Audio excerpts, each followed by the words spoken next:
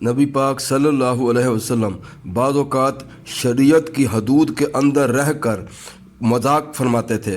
آپ صلی اللہ علیہ وسلم نے ایک بڑھیا کو مخاطب کر کے فرمایا کہ لا يدخل الجنت عجوز، جنت میں کوئی بڑھیا داخل نہ ہوگی۔ بڑھیا بیچاری بہت حیران ہوئی، عرض کیا یا رسول اللہ صلی اللہ علیہ وسلم، کیا واقعی بوڑھیاں جنت میں نہ جائیں گی؟ فرمایا ہاں، بوڑھیاں جنت میں داخل نہ ہوں گی۔ آپ صلی اللہ علیہ وسلم نے فرمایا ہاں، بوڑھیاں جنت میں داخل نہ ہوں گی، اور آپ صلی اللہ علیہ وسلم مسکرا رہے تھے اور وہ بڑھیا حیرانی میں فکر مند ہو رہی تھی۔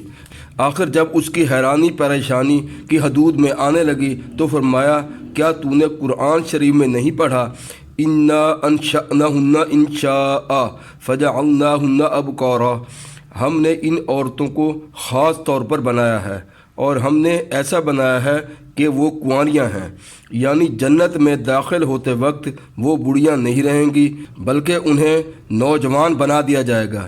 ایک شخص نے حاضر ہو کر عرض کیا کہ یا رسول اللہ صلی اللہ علیہ وسلم، مجھے سواری کے لیے اونٹ دے دیجیے۔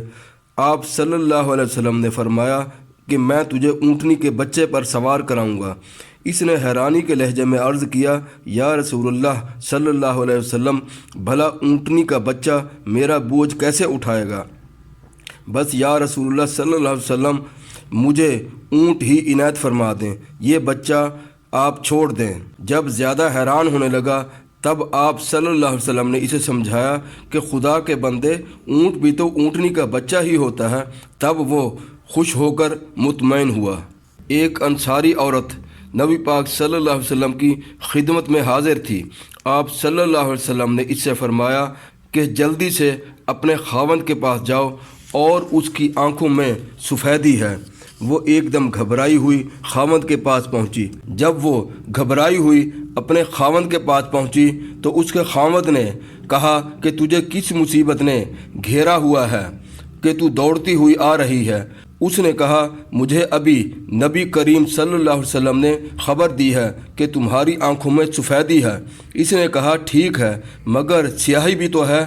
تب اسے اندازہ ہوا کہ یہ مذاق تھا اور ہنس کر خوش ہوئی اور فخر محسوس کرنے لگی کہ اللہ کے رسول صلی اللہ علیہ وسلم نے مجھ سے ایسے بے تکلف ہوئے کہ میرے ساتھ مذاق فرمایا۔